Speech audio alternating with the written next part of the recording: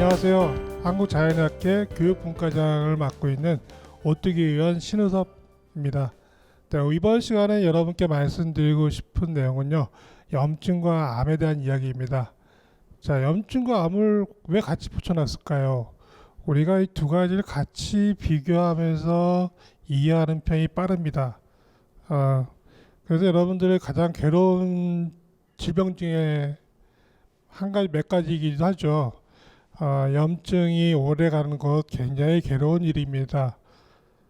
또한 암이 생긴다는 건 여러분들 거의 이제 죽음이 앞에 왔구나라는 정도 생각할 정도로 이제 괴로운 문제이긴 할 텐데요. 우리가 이제 이런 것들이 그러면 왜 생기는지 어떻게 대처할 수 있는지 한번 따져보는 시간을 가져보겠습니다. 자, 이거는 이제 1918년도 사망 원인 통계를 발표한 것을 제가 따왔습니다. 통계청이 2019년도 9월 24일 발표한 자료인데 전체 사망자 수가 29만 8,820명. 그래서 통계 작성한 이후로 가장 많았다고 합니다. 그러니까 이제 사망자 수가 우리가 통계 작성 이후로 제일 많은 해를 보낸 거죠. 그런데 그때 사망 원인을 보면 암이 1위고요. 심장질환이 2위, 폐렴이 3위, 뇌혈관 질환이 4위, 자살이 5위를 차지하고 있습니다. 그래서 18년 자살에 의한 국내 사망자 수가 굉장히 증가했다라고 나오는데요. 자, 암이 사망 원인 1위인 것은 30여 년간을 계속 제가 기억으로 1위였던 것 같습니다. 자, 그런데요, 우리가 여기서 한번 좀 고민을 좀 해보자고요. 암이 사망 원인이라고 했을 때 암 때문에 왜 죽을까요? 암세포가 사람을 어떻게 죽였을까라고 물어봤을 때 혹시 딱 떠오르는 거 있으신가요? 여러 가지 얘기를 합니다. 통증이 있고 소모성 질환이기도 하고 피가 산성화되기도 하고. 그런데 딱히 야, 이것 때문에 죽는구나 라고 하는 게 떠오르시나요? 암세포 때문에 우리가 밥을 못 먹나요? 숨을 못 쉴까요? 저는 참 그게 고민이 많이 되더라고요. 그러면 이 암 때문에 사망 원인이 되고 암 때문에 죽었다고 얘기하는데 과연 암 때문에 죽었을까요? 좀 따져볼 필요가 있을 것 같습니다. 자, 그 다음에 여기서 또 한 가지는 5번째 사망 원인 자살이었는데 지금 국내 사망자 자살의 숫자가 13,670명, 그래서 10만 명당 자살로 인한 사망자 수가 26명으로 나옵니다. 자살을 한다는 얘기는 우울증이 심해지는 거고 삶을 포기한다는 의미이기도 한데, 그러면 굉장히 뭔가 스트레스 상황이었겠죠. 그런데 우리나라 사람만 이렇게 스트레스 많이 받을까요? 저는 OECD 국가의 사망률을 따져봤을 때 깜짝 놀랐습니다. 우리나라가 거의 독보적 1위더라고요. 지금 10만 명당 사망자 수가 26명이 나왔는데 실제로 하루에 평균적으로 37명 정도가 자살을 하고 있습니다. OECD 국가의 평균은 11명 정도 나옵니다. 10만 명당. 그러면 우리나라가 거의 한 2배 이상 높은 거거든요. 그럼 우리나라 사람들만 유독 스트레스 받을까요? 그런 건 아니지 않습니까? 그래서 그런 것을 따져봤을 때 왜 이런 일이 발생할까? 저는 그 중에 하나가 어떤 약물 복용하고 연관이 있지 않을까 싶습니다. 우리나라의 통계는 약물 부작용으로 죽는 사람들에 대한 통계는 없습니다. 아직까지는. 그런데 미국만 봐도 약물 부작용으로 죽는 사람이 거의 사망수이 4위, 5위에 올 정도로 많습니다. 무슨 얘기냐? 여러분들이 스트레스 받고 나면 나타나는 현상이 뭡니까? 고민을 많이 하고 나타나는 현상. 잠을 못 자게 됩니다. 잠 못 자도 당연히 발 뻗고 잘 수 있습니까? 자, 그리고 잠을 못 자는 과정에서 괴로움에 결국 어떻게 되냐면 수면제 처방을 많이 받게 되는데, 이 수면제 처방이 결국은 우리 뇌 기능에 이성적인 판단하는데 좀 더 무리를 주거나 좀 다른 방향으로 생각하게 만드는 경향이 좀 있습니다. 또한 그 스트레스 상에서의 또 상황들은 또 뭐겠어요? 계속적으로 올바른 식사를 안 하는 것이 하나의 문제일 수 있습니다. 그래서 여러분들이 그 유명한 연예인들이 자살하는 그런 기사를 듣거나 이랬을 때 꼭 보면 수면제라든지 항우울제 이런 약물 복용에 대한 부분들이 같이 딸려 나오는 기사들을 본 적이 있을 겁니다. 그래서 저는 그런 것들이 우리나라는 너무 쉽게 처방되고 복용하고 있지 않을까, 저는 그런 생각을 좀 해본 적이 있습니다. 그 다음에 그 밑에 그래프를 보시면 알겠지만 사망자 수가 늘어나는 것은 당연히 노인 인구가 많아지면서 될 수도 있다고 생각했는데 조사망률도 같이 2008년도 이후에 좀 늘어나고 있습니다. 그건 또 왜 그런지 이런 것도 좀 생각해 보겠고요. 자, 그래서 이런 부분들의 사망 원인들 갖고 있을 때 우리가 이제 한 가지씩 풀어간다고 하면은 제일 괴로운 증상들이 하나가 만성 염증 질환입니다. 관절에 나타나는 류마티스 관절염이라든지 또 장에서 나타나는 궤양성 대장염 환자들을 볼 때는 상당히 힘들어하는 모습을 많이 봅니다. 그런데 그런 염증 질환을 갖고 있는 사람들이 처음부터 오는 사람은 별로 없습니다. 진단받고 처음에 오는 사람들은 거의 없이 대부분은 뭐예요? 약물 복용을 하다가 오신 분들이 많습니다. 처음엔 잘 듣죠. 이런저런 약을 먹으면서 처음엔 통증도 사라지는 것 같고 생활하는데 불편함이 없어지니까, 그런데 이게 어찌된 일인지 조금 더 시간이 지나가면서 계속적으로 그 증상들이 더 악화되는 것들을 느끼게 되면서 좌절하게 됩니다. 방금 아까 자살에 대한 얘기를 했는데 제가 기억하기로 좀 오래됐지만 행복 전도사라고 했던 분도 이런 만성 염증성 질환을 갖고 있다가 약으로 조절 안 되면서 자살을 극단적인 선택을 했던 이런 것들 기사를 본 적이 있습니다. 그런 것처럼 염증 질환들이 오래되는 부분들도 굉장히 몸에 힘들게 만들거든요. 특히나 저희는 지금 그 젊은 친구들 중에서 이 염증성 장질환이라고 할 수 있는 크론병이나 궤양성 대장염 환자들이 참 많이 옵니다. 그만큼 환자가 많아졌다는 증거겠죠. 제가 학교 다닐 때, 이과대 다닐 때만 해도 이런 병들은 희귀병이었다라고 저는 배운 기억이 있습니다. 그런데 지금은요, 상당히 많습니다. 통계적으로도 한 7만 명 이상이 좀 앓고 있다고 하거든요. 그런데 그런 환자들이 일찍 그런 병에 대한 대처를 하지 못할 경우에는 항문이 없어지거나 장을 잘라내거나 이런 것들 수술까지 하게 됩니다. 그런데 처음부터 그런 게 아니겠죠. 처음에는 혈변이 나오고 복통이 나오고 이래서 병원에 가서 진단받고 약을 먹기 시작했겠지만 결국은 그 원인을 해결하지 못한 상태에서는 약물이 늘어도 해결이 안 되는 거죠. 그래서 우리는 이러한 병들이 생겼을 때 항상 원인을 따져보는 연습을 해야 됩니다. 근데 그 원인은 어디에 있을까요? 결국 우리가 이 혈액순환을 시킬 수 있는 힘이 딸리면서 회복하지 못하는 부분들에서 염증이 자꾸 생기는 거거든요. 그럼 염증을 없애려고 하는, 빨리빨리 없애려는 것보다는 그 염증이 생겼던 것에 대한 원인을 찾아서 교정해 주면서 몸이 회복해 나갈 수 있도록 도와주는 것이 근본적인 치료가 될 겁니다. 그런데 제가 왜 염증과 암에 대한 얘기를 같이 병행했냐면 이 염증 반응이 안 일어나는 게 저는 암이라고 생각합니다. 그럼 반대로 생각했을 때 암이 생겼다. 그럼 암을 회복할 때는 어떤 반응이 생길까요? 다시 말하면 염증 반응이 생기는 거죠. 그 대표적인 치료 방법 중 하나가 요즘 나오는 면역항암제거든요. 면역항암제의 개념은 면역력을 증가시켜서 뭘 만들려고 하는 거예요? 염증 반응을 만들려고 하는 거거든요. 그런데 실제로 암이 있는 분들은 염증 반응이 안 일어납니다. 그래서 그 염증과 암을 같이 설명을 드린 거고요. 자, 지금 방금 말씀드린 것처럼 염증성 장질환이 생기는 사람들, 극단적인 장이 망가진 거겠죠. 그런데 대부분의 그렇게 되기 전에 관절이라든지 피부라든지 다른 어떤 부분에 증상이 생기는 사람들은 대부분이 장 점막세포들이 어느 정도 망가져 있다고 저는 생각합니다. 자, 우리가 음식을 먹는 걸 한번 생각해 보자고요. 입에다 집어넣은 음식이 저작을 끝내고 위장으로 식도를 거쳐서 위장으로 갑니다.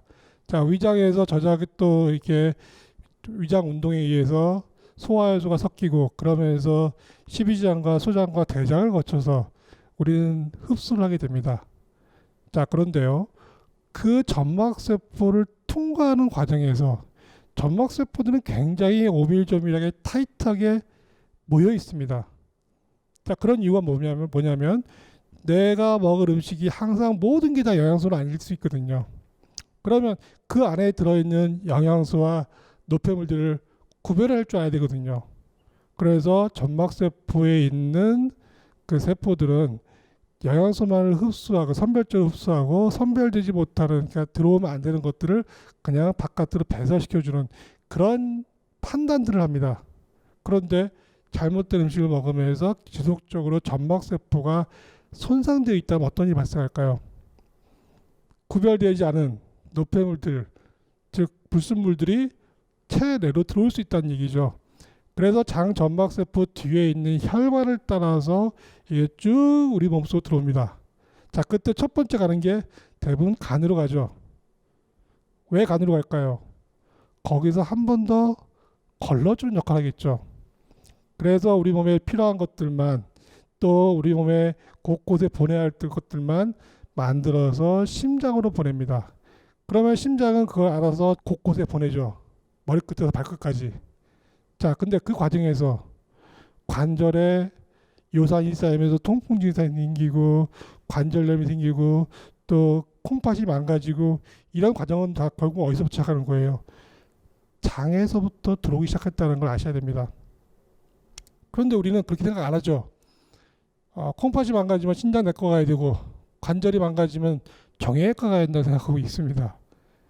그런 식으로 치료를 한다는 것 자체는 사람 몸을 기계적으로 본다는 거거든요. 장기를 하나의 자동차 부품처럼 생각합니다. 그래서 끼워 맞추면 된다고 생각하지만 그게 아닙니다. 우리 몸은 유기적으로 돌아가는 겁니다. 머리끝에서 발끝까지 하나로 돌아가거든요. 그 과정에서 첫 번째 우리가 에너지를 만들어내는 과정은 장에서부터 일어나기 때문에 이 장 점막이 손상되는 것들은 모든 여러 군데서 증상을 만들어낼 수가 있습니다. 그래서 어떤 의사분들은 바로 이 장 점막세포가 망가지는 것 자체가 모든 병의 원인이다 라고까지도 얘기하십니다만은, 이 장누수라고 할 수 있는 장 점막세포가 망가지면서 불순물이 걸러지지 않고 들어오는 것, 이걸 먼저 막아야 되는 것이 다른 병들이 생기는 것을 우리가 막을 수 있는 방법이라고, 치료의 방법이기도 합니다. 자, 그러면 장 점막세포를 망가뜨리는 주된 음식들이 뭘까요? 우리가 흔히 먹는 음식들이 되어 있습니다. 특히 달콤함을 느끼게 해주는 과당 성분들이 점막세포를 많이 망가뜨린다고 알려져 있습니다. 자, 과당 성분 어디 들어있나요? 우리가 흔히 즐겨하는 과일에 들어있고요. 또 설탕에 들어있고 또 꿀 같은 데 들어있습니다.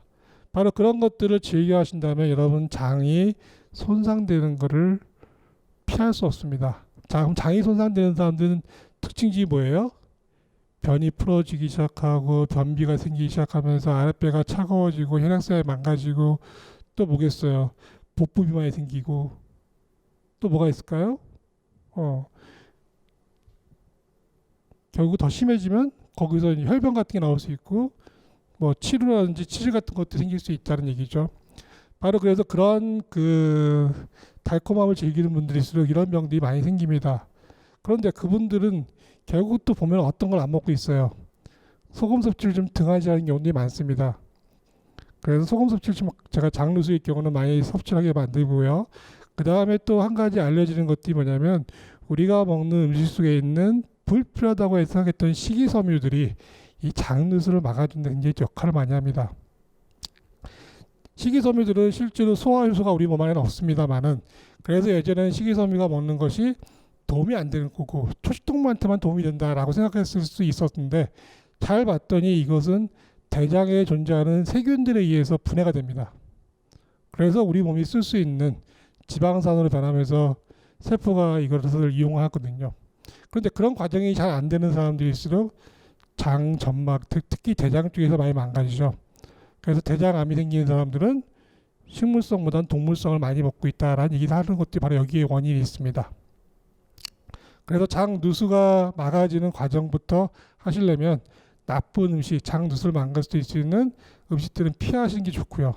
그러면서 장이 살아날 수 있는 음식들을 계속적으로 섭취하는, 그래서 식단을 바꿔나가는 것이 이거 망가질 수 있고요. 그러므로 인해서 여러 군데에서 망가질 수 있는, 우리 몸에 곳곳 생길 수 있는 증상들을 좀 막아줄 수 있습니다. 자, 그러면 지금 이 시간부터는 조금 더 깊게 좀 들어가서 우리 몸을 구성하고 있는 세포 단위에서 일어나는 것들을 좀 살펴보도록 하겠습니다. 자, 여러분 몸은 세포로 구성되어 있죠. 그런데 세포가 눈에 보이나요? 눈에 보이지 않습니다. 현미경으로 봐야만 보일 수 정도죠. 그런데 누구나 알고 있습니다. 세포로 구성되어 있다는 거는. 그러면 그 세포가 몇 개 정도 존재할까요? 우리가 대부분 그냥 약 60조에서 한 100조 개가 이루어진다고 하는데 조 단위 얘기하면 상상이 안 되죠. 몇 개가 되는지. 그렇지만 확실한 거는 그런 세포들로 모여서 우리 몸을 구성한다는 거죠. 그래서 세포가 모여서 조직이 되는 거고요. 조직이 모여서 장기가 되는 거고 장기가 모여서 우리 신체를 이룹니다. 그런데 우리가 지금 치료하는 과정이나 이런 걸 보면 조직까지는 자꾸 보죠. 왜? 암세포가 있는 점들이 보는 건 조직 단위에서 봅니다. 근데 조금 더 나가서 우리는 이 세포의 건강, 세포가 활동할 수 있도록 한번 좀 만들어 보자고요. 자, 그래서 여기 보시면은 학교 갈 때 많이 배우셨을 겁니다. 세포가 이렇게 원형 형태로 있고 그 안에 세포 핵과 부속물들이 있고 세포막이 있죠. 그런데 지금 여기서 그림을 보시면 이 그림은 굉장히 정적으로 그냥 가만히 있는 것처럼 보이지만 실제로 이 세포 안은 굉장히 바쁩니다. 굉장히 많은 활동들을 하고 있죠. 이 활동들을 멈춘다면 우린 죽는 거니까요. 그런데 그 세포 속으로 세포가 활동하기 위해서 세포 속으로 뭐가 들어가야 되냐면 바로 에너지 영양이 들어가지고 산소가 들어가줘야 됩니다. 자, 그런데 세포는 세포막으로 구성되어 있죠. 근데 이 막을 마음대로 통과할 수는 없습니다. 그러면 어떤 거는 세포 속으로 들어오고 어떤 거는 막아주느냐. 이거는 세포막이 할 수 있는 일인데 그 세포막에 무언가가 있다는 걸 봤을 때 그림에서 보시면 알겠지만 세포막에 뭔가 돌기 같은 게 나 있죠. 자, 이 돌기 같은 역할, 이게 그런 것을 인지하고 판단하는 역할을 해줍니다. 근데 재밌는 게 이 돌기 역할들이 하는 이 촉수 같은 역할을 하는 이 부분이 탄수화물로 이루어져 있습니다. 우리는 탄수화물 많이 먹으면 안 되잖아요. 탄수화물 많이 먹으면 살찌기도 하고 당뇨 생기는데, 근데 우리 식물성 탄수화물 성분이 바로 이런 촉수를 만들어주고 이 촉수들이 제대로 만들어져 있는 사람들일수록 건강합니다. 왜? 세포가 건강하니까요. 그래서 세포에 이 촉수들이 건강한 사람들은 약 한 10만 개 이상이 있다고 얘기합니다만은 나이가 들면서 또 병든 사람들일수록 이런 게 줄어들면서 세포 단위부터 망가져 나가기 시작합니다. 자, 그래서 한 가지 더 요즘만 말씀드릴 수 있는 분은 여러분들께 세포 호흡이라는 걸 좀 설명을 드릴 건데요. 자, 세포도 호흡을 하죠. 무슨 얘기입니까? 세포가 일을 하기 위해서 세포 속으로 들어오고 나가는 게 있어야 되는데, 자, 대표적으로 우리가 혈당이라고 부르는 포도당. 이 포도당은 자연계에서 어떻게 만들어질까요? 우리 인간은 포도당을 스스로 만드나요? 그렇지 않죠. 우리가 포도당을 만드는 과정은 실제로는 식물에서 이루어집니다. 그래서 여기 보이는 이 화학식은 식물에서 이루어지는 화학식입니다. 그래서 이산화탄소와 물이 태양 에너지, 즉 빛 에너지를 받았을 때 뭘 하냐 그러면 광합성을 하죠. 자, 이런 부분들은 우리가 중학교 때 배웠던 겁니다. 그런데 이 과정을 통해서 만들어진 게 뭐냐? 포도당이죠. 그러면 인간을 비롯한 동물들은 뭐예요? 이 식물이 만들어 놓은 포도당을 섭취함으로 해서 생명을 영위해 갑니다. 즉, 그 포도당이 들어있는 음식을 먹으면서 혈당을 만들어지면 그 혈당과 산소가 혈액 속에 들어가서 세포 속으로 전달이 돼야 되죠. 자, 그래서 세포 속으로 전달되면은 세포는 포도당을 쓰면서 뭘 만들어요? 이산화탄소와 물을 만들고 제일 중요한 세포가 쓰는 ATP라는 영양 물질을 만듭니다. 바로 세포는 이 ATP를 가지고 활동하는 거거든요. 여기까지는 우리 많이 공부해봤죠? 뭐 생물 시간, 화학 시간에서 공부를 했을 겁니다만은, 그러면 이 표를 보게 되면 자, 뭐가 남습니까? 공통된 거를 좌변과 우변에서 지워 나가다 보면 결국 태양 에너지가 우리 몸속에 들어와서 뭐가 되는 거예요? 세포가 활동할 수 있는 영양 에너지 물질인 ATP로 변한다는 걸 보이시나요? 그런데 여기서 이 포도당과 산소가 세포 속으로 들어가는데 꼭 필요한 게 있습니다. 그게 무엇이냐면 바로 소금이죠. 피 속에 소금이 없으면 이 전달이 안 됩니다. 자, 그러면 우리가 흔히 얘기하는 게 있죠. 빛과 소금이라는 표현을 많이 씁니다. 생체 활동에 생명에 있어 정말 필수적인 거. 근데 이 표에 보이시나요? 태양 에너지인 빛 에너지가 우리 몸속에 세포 속으로 들어갔을 때 세포가 활동할 수 있도록 만들어줄 때 그때 꼭 필요한 게 뭐라고요? 소금이죠. 그래서 빛과 소금이 우리 생명 활동에 가장 필요한 것이라고 표현이 되는 겁니다. 그런데 요즘 사람들은요, 소금 섭취를 등한시하죠. 자, 그럼 무슨 문제가 생깁니까? 에너지 대사가 이루어지는 것 자체가 자꾸 막히게 됩니다. 대표적인 병이 당뇨죠. 당뇨 환자들은 피 속에 혈당이 높습니다. 특히 세포 속으로 들어가게 만들어주는 인슐린도 성인 당뇨는 꽤 나오고 있습니다. 많은 실제로 세포는 혈당을 못 쓰는 사태가 발생합니다. 그래서 더 나아가서 이게 오래되면 문제가 뭐냐? 우리 몸의 중요한 장기인 뇌 세포도 혈당을 써야 되는데 이 혈당이 들어가는 과정이 제대로 되지 않을 때는 뇌 세포 자체도 세포 호흡을 하지 못하게 됩니다. 바로 그런 것들이 누적되다 보면은 뇌세포가 자꾸 죽어나가는 치매가 생길 수 있겠죠. 그래서 여러분들이 소금 섭취를 자꾸 중요시 제가 말씀드리는 이유는 소금 섭취를 안 하게 되면은 여러분 세포가 죽어갈 수 있다는 겁니다. 그래서 이러한 도식을 보면서 우리가 식물성 섭취가 굉장히 중요하구나. 자, 어떤 분들은 다이어트를 위해서라도 건강을 위해서라도 탄수화물 줄이고 지방을 늘려라 이런 식단법을 제작하는 분이 있습니다만은 자, 이 과정을 이해하시면 그게 과연 맞을까요? 단기간에 탄수화물, 다시 말하면 포도당을 집어넣지 않음으로 해서 우리 몸이 기아 상태가 되면서 몸에 쌓여있던 지방을 분해해가지고 에너지 대사를 일으키면서 다이어트의 효과를 볼 수 있을지 모르겠습니다만은 그 식사법을 계속하다가는 여러분들은 결국은 모든 세포들이 썩게 되는 일이 벌어질 겁니다. 그래서 저는 저탄고지 하시는 분들 가끔 저희 병원에 오시는데 혈액 검사해 보면 참 혈액이 별로 좋지 않습니다. 그래서 원칙적으로 우리 몸은 이런 식의 만들어져 있고 이런 식의 대사를 통해서 이루어지고 있다는 거 다시 한번 강조드리고요. 자, 이거는 또 이제 새로운 요즘 각광받는 학문 중에 하나입니다. 생명의 당보라고 해서 단 거 먹지 말라고 하면서 당이 중요하다. 좀 아이러니하죠. 자, 아까 제가 보였던 세포를 한번 생각해 보자고요. 세포 막에는 어떤 게 있었죠? 촉수 같은 역할을 하는 것들이 있습니다. 그런데 그 촉수 역할이 뭘로 구성되어 있냐면 우리가 음식을 섭취할 때 먹는 탄수화물로 이루어져 있습니다. 그 탄수화물들이 연결되어서 일을 하게 되는데 그 일을 하는 것들은 세포 속으로 들어와야 될 영양소를 인지하고 호르몬을 인지하고 또 세포끼리 소통을 하고 또 그러면서 뭐예요? 나쁜 것들, 세균이나 바이러스가 들어오는 걸 막아주기도 하죠. 그런데 여기서 얘기하고자 하는 건요. 당 부호라고 하는 건 무슨 얘기냐면 우리 몸의 혈액 속에는 수많은 전달 물질들이 있습니다. 단백질도 있고 여러 가지 물질들이 있죠. 근데 그것이 세포에 가서 어떤 식으로 전달되느냐는 거죠. 자, 부호라고 하는 것들은 여러 가지 형태가 있습니다. 우리가 언어를 쓰는 것도 부호일 거고요. 뭐 모스 부호 같은 것도 예전에는 전산에 썼었죠. 특히 디지털 시대의 부호는 뭡니까? 0과 1만 가지고 하죠. 없다, 있다. 자, 이것만 가지고도 어마어마한 정보를 우리는 공유하고 살고 있습니다. 근데 우리 신체도 마찬가지죠. 엄청난 정보를 갖고 살고 있습니다. 여러분들이 스스로 그 정보를 보내거나 만들지는 않습니다만 내 몸은 알아서 그런 정보를 만들고 소통을 해나갑니다.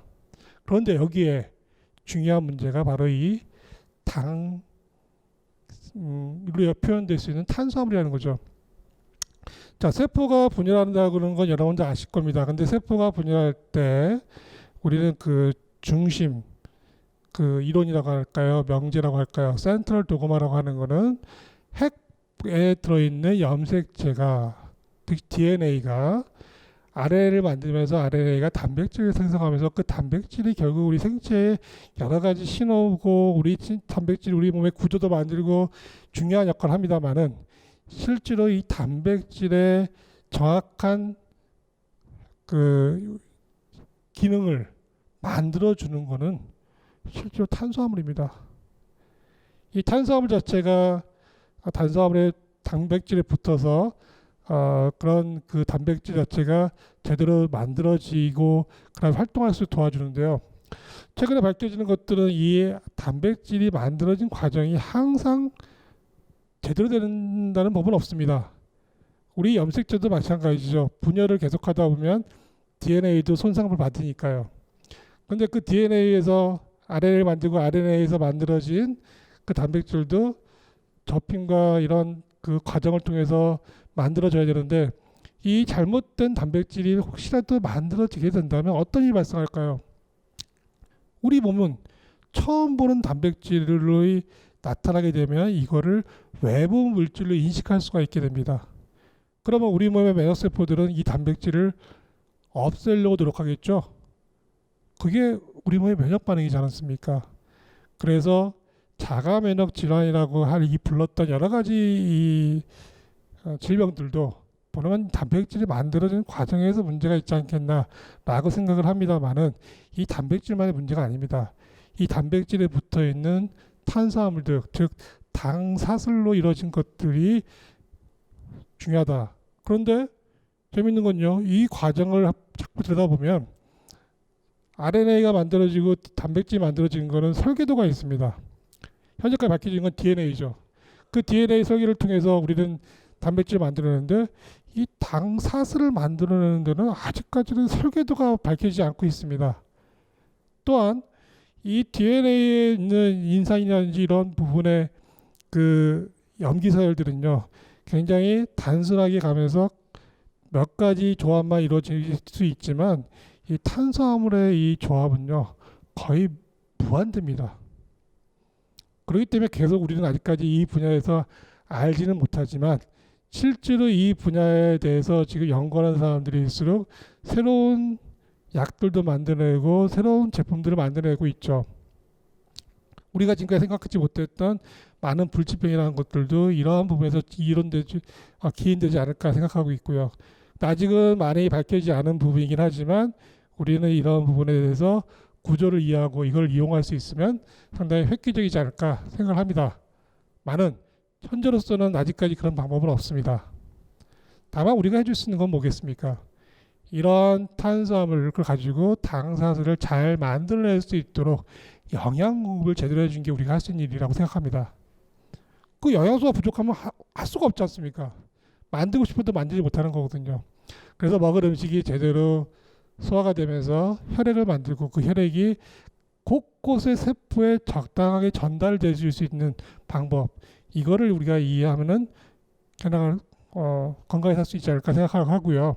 그래서 세포의 당사슬이라는 거는 이제 아까 잠깐 설명드렸지만 이렇게 세포 벽에 단백질 통로가 있고 다 막단백질이죠. 그 막단백질에도 이런 당사슬이 붙어 있습니다. 그런데 여기서 얘기하는 세포막에서 생기는 그러니까 당단백질이라고 부를 수 있는 당사슬은 이러저러한 역할들을 하지만요. 또한 밝혀진 거는 세포 내에도 이런 단당류가 존재합니다. 그거는 실제로 핵에서도 핵 내에 있는 DNA도 연결을 해주고요. 그러나 미토콘드리아나 이런 여러 가지 세포 소기관에서도 이런 탄수화물들이 일을 하고 있다는 게 밝혀지고 있고요. 그거를 조절하는 것 자체가 지금 세포의 또 DNA 발현에 굉장히 영향을 많이 미치고 있습니다. 이 그림을 좀 보시면요. 이쪽에 왼쪽에 보면 호르몬이라고 써 있습니다. 이 촉수, 이 역할하는 당사슬은 호르몬을 인지하죠. 그래서 우리가 당뇨에 대한 부분에서 좀 오해를 하는 부분들이 많이 있습니다. 당뇨 환자들 오셨을 때 제가 물어봅니다. 혈액 속에 당뇨 환자들은 인슐린이 있을까 없을까 물어보면 대부분 사람들이 인슐린이 없다라고 표현을 합니다. 그런데 성인 당뇨는 그렇지 않습니다. 이런 당뇨는 실제로 인슐린이 부족하죠. 그런데 나이가 들면 생기는 이 성인 당뇨라고 할 수 있는 E형 당뇨는요, 실제로 혈액 속에 인슐린이 충분하거나 과도한 상태입니다. 그런데 왜 세포 혈당을 못 쓸까요? 자, 인슐린이 있어도 인슐린 인지하는 능력이 떨어지면 실제로 세포 속으로 들어가는 문이 열리지 않습니다. 자, 그러면 세포는 입장에서 뭐예요? 혈당이 안 들어가면 일을 못 하거든요. 그러니까 세포 입장에서 자꾸 신호를 보냅니다. 혈당을 더 높여줘. 달라고 아우성을 칩니다. 그러다 보니까 우리 몸에서는 혈당을 높이는 기전들을 이용해서 계속 혈당을 높여가는 과정이 생기겠죠. 그런 과정에서 혈액 속의 혈당이 과도하게 높아지게 되면 여러 가지 변화들이 오기 시작합니다. 근데 그런 변화들이 바로 합병증을 만들어낼 수 있거든요. 자, 그 다음에 또 여기 보면 톡신이라든지 바이러스가 적혀 있는데 지금 우리가 문제되는 게 바이러스죠. 근데 그 바이러스는요, 세포 밖에 있을 때는 아무 문제 없습니다. 세포 밖에 있는데 뭐 나랑 뭐 상관이 있어요. 그런데 이게 바이러스가 세포 속으로 들어오니까 문제죠. 그런데 그 세포 속으로 들어온다는 얘기는 세포막을 통과한다는 얘기인데 어떤 식으로 바이러스가 세포막을 통과하는가 봤더니 이 바로 당사슬과 접촉을 합니다. 좀 더 깊이 들어가면 뭐 CR사이라고 하는 당사슬 끝에 있는 이런 탄수화물들을 인지해서 결합하면서 세포 속으로 들어오게 되는데요. 이 당사슬이 튼튼하고 건강한 사람들일수록 바이러스에 대한 저항력이 커지겠죠. 세포 속으로 들어오는 걸 막아주겠죠. 그래서 우리가 이런 걸 어떻게 보면 면역이라고 표현할 수도 있습니다. 뭐 틈이 다 알겠지만 이런 바이러스 치료제로 지금 각광받는 게 타미플루잖아요. 이 타미플루가 바로 이 당사슬을 이용한 약품이기도 합니다. 그런데 타미플루는 감염 초기에만 좀 효과가 있죠. 후기에는 효과가 별로 없는 이유는 이제 이 바이러스 감염을 막아주는 약이 아니라 감염이 됐을 때 그 세포 속에서 복제된 바이러스가 튀어나오는 것을 세포를 망가뜨리고 튀어나오는 걸 막아주는 약이기 때문에 나중에는 별로 바이러스 감염 후에는 시간이 지난다면 별로 효과가 없는 이유이기도 하죠. 그래서 앞으로 이런 당사슬을 이용한 제약도 많이 발전할 거라고 보고 있지만요. 더 중요한 건 우리는 세포 속에서 이런 걸 만들어낼 수 있다는 거죠. 그래서 우리가 이제 세포 소통을 보면요. 세포끼리 서로 붙어 있습니다. 그 붙어 있는 과정에서 바로 이런 당사슬을 이용해서 내 세포인지 남의 세포인지 다른 데서 들어온 건지 구별하는 기능이 있습니다. 그래서 내 몸일 경우는 면역 반응을 일으키지 않지만 만약에 다른 세포라고 인지하게 되면 면역 반응을 일으켜야 되겠죠. 그래서 여기 뒤에 왼쪽에 있는 거 보면은 여기는 이런 세포들은 당사슬이 부족합니다. 부족해 보이죠? 그래서 실제로 당사슬이 잘 안 만들어지거나 과도하게 만들어지는 게 암세포의 특징이라고 알려져 있습니다. 자, 그러면요. 정상적인 당사슬을 갖고 있을 때는 서로간의 소통이 되겠지만 비정상적인 당사슬을 갖고 있게 되면 인지를 못하게 되겠죠. 어떤 게요? 이게 나쁜 잘못된 세포라는 것을 백혈구가 인지를 못하게 되고 서로 소통을 못하게 됩니다. 그래서 이 암세포는 스스로 커나가죠. 그런데 우리는 암세포가 만들어진 과정을 비교할 때 우리 몸에서는 암세포는 누구나 매일매일 생긴다고 알려져 있습니다. 그런데 어떤 사람은 암이 되고 어떤 사람은 암이 안 되고 있죠. 자, 그 차이는 뭘까요? 암세포가 매일매일 생겼어도 우리는 그 암세포를 정리해 줄 수 있는 능력이 있지 않습니까? 그런데 그 능력이 떨어지게 되면 암세포가 자라는 걸 막지 못하는 거죠.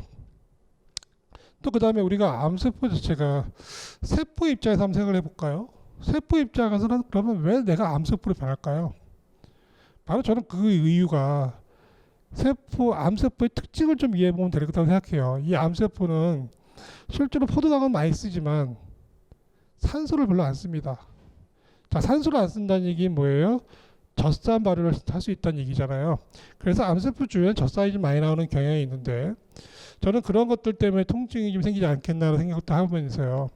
결국은 산소 공급, 세포 호흡에 문제 생겼을 때 암세포가 발생할 수 있지 않을까. 근데 그 암세포도 생기는 이유는 뭐냐면 결국은 내 몸의 입장에 봤을 때 나를 죽이려고 생겼을까? 저는 거기에는 의문이 있습니다. 또한 우리가 암세포 때문에 고통받는 것 중에 하나가 전이죠. 자, 그러면 암세포가 전이되는 과정에서 암세포를 왜 전이를 만들까요? 그런데요, 이 암세포를 주변을 둘러다보면 암세포는 혈관 생성을 촉진합니다. 자, 혈관 생성을 촉진시킨다는 얘기는 뭐냐면 평상시에 그쪽으로 뭔가 혈액 공급이 잘 안 됐을 가능성이 있다는 얘기죠. 자, 그런 상황에서 우리 이 암세포 입장에서 보면은 그 세포도 살기 위해 노력할 겁니다. 그러면 그 안에서 혈액 공급을 못 받을 때 다른 데로 이전을 해서 조금 더 혈액 공급이 원하는 곳으로 가고 싶어 하지 않을까요? 그러니까 우리가 이 암세포는 나쁜 거라고 생각하고 암세포를 무조건 공격하고 없애야 한다고 생각할지 모르겠지만 암세포 입장에서 그것이 생기는 이유가 뭘까 봤을 때 저는 그런 식으로 좀 이해도 합니다. 자, 그래서 우리가 이 암세포를 정리해 나가는 과정은 결국은 면역 반응이고 염증이다 저는 표현합니다. 그래서 저희 병원에 찾아오시는 여러 가지 암이 있는 분들이 몸을 회복해 나가면서 물론 다 전체를 회복할 수 있는 건 아니지만 그래도 그나마 몸이 회복되어진 분들 중에는 대부분 통증을 동반한 염증 반응을 호소하는 분이 많습니다. 그리고 실제로 그게 지나가야만 조금 더 몸이 편해집니다. 근데 그런 과정들이 결국은 뭐부터 해야 돼요? 내가 이렇게 몸 안에 나쁜 잘못된 세포가 생긴다는 얘기는 그만큼 영양 공급이 뭔가 문제가 있었다는 거기 때문에 그런 부분들을 고쳐나가는 것이 먼저 선행이 돼야 됩니다. 자, 그 다음에 이거는요, 얼마 전에 나온 그 뉴스입니다. 암세포를 죽이지 않고 정상세포로 만드는 방법을 개발했다, 뭐 이런 식으로 나오는데요. 실제로 국제저널 분자암 연구 논문, 표지 논문을 실렸고요. 여기 나와 있는 내용들이 현실을 정확하게 표현하고 있다고 저는 생각해서 좀 알려드리려고 하는데요. 우리가 암이 있을 때 항암 화학요법을 많이 하죠. 그런데 이것은 신체 내 정상적으로 분열하고 있는 정상세포까지 함께 죽여서 문제가 됐었습니다. 초기 1세대 항암제는요, 정말 무차별적으로 세포를 죽였기 때문에 정말 암 때문에 죽었는지 항암요법 때문에 죽었는지 모를 정도였습니다. 근데 두 번째는 뭐예요? 그거를 암세포가 갖고 있는 특이한 단백질만 공격하는 표적 항암요법이 생겼지만 그 표적 항암요법도 결국은 그다지 효과적이지 못했습니다. 어떤 암에는 잘 되었지만 어떤 암에는 또 아무 효과 없는 이런 문제가 생겼겠죠. 그래서 3세대 항암제 나온 게 면역 시스템을 활용한 면역 항암요법이죠. 방금 말씀드렸듯이 면역력을 키워서 면역을 이용해서 염증 반응을 만들어보자 이런 개념이었죠. 그런데 상당히 현재로서는 굉장히 비싼 일반 사람들은 과연 시도할 수 없는 상황이 될 정도로 비싼 요법이기도 하고요. 그런데 여기서 나오지만 하지만 효과 적용 대상이 매우 제한적이고 장기 치료 시에는 또한 내성이 생깁니다. 이것도 항상 그렇습니다. 약물 치료는 항상 내성이 제일 문제죠. 그래서 처음 했던 용량보다 훨씬 더 많아져야 되는 것들이 생기고요. 결론적으로 얘기했을 때 그동안 암은 유전자 변이 축적에 의한 현상이므로 되돌릴 수 없다고 생각했기 때문에 이 세포는 무조건 없애야 한다. 이렇게만 생각했던 거지만요. 실제로 이 과학자가 발표한 내용은 뭐냐면 후생 유전학적 조절인자.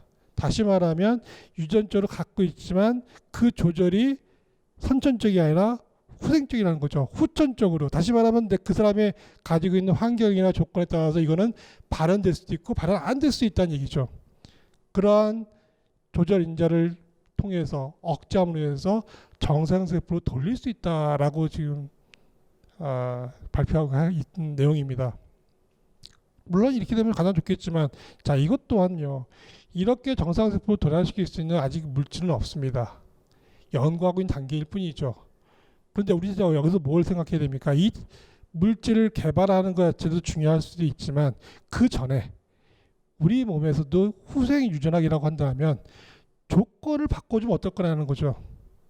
이런 유전적인 발현들이 되지 않도록 내 몸을 만들어 본다면 암이 생겼다 할지라도 그 암이 다시 정상세포로 변할 수 있다는 가능성을 저는 이 기사를 보고 느낀 겁니다. 또한 여기서 결론적으로 얘기할 때 참 재미있는 내용인데요. 암을 당뇨나 고혈압 같은 만성 질환으로서 보고 잘 관리하면 삶의 질을 유지 가능하다. 제 말이 이겁니다. 우리는 암을 피할 수는 없습니다. 나이가 들면서 흰머리 나고 주름살 생기는 것처럼 우리는 노화의 과정을 겪고 그 노화의 과정 속에 죽음을 맞이하는 것은 우리의 필연적인 삶의 과정이죠. 그런데 여기서 암을 피할 수 있다? 암을 이길 수 있다? 저는 그렇게 생각 안 합니다. 암은 노화의 과정의 한 부분이기 때문에 우리는 같이 살아야 한다고 생각합니다. 그래서 암이 발견됐다고 하더라도 암하고 죽자 살자, 너가 죽고 나 죽자 뭐 이런 식으로 대응하기보다는 그 암을 관리하면서 내 삶의 질을 계속 유지해 나가고 언젠간 죽겠지만 그 죽음을 내가 자연스러운 죽음으로 만들 수 있는 방법이 더 낫지 않을까, 저는 이 기사를 보면 생각했습니다. 그래서 결론적으로 염증과 암이라고 하는 것은 서로 굉장히 우리 몸에서 중요한 반응이라고 저는 생각을 하고요.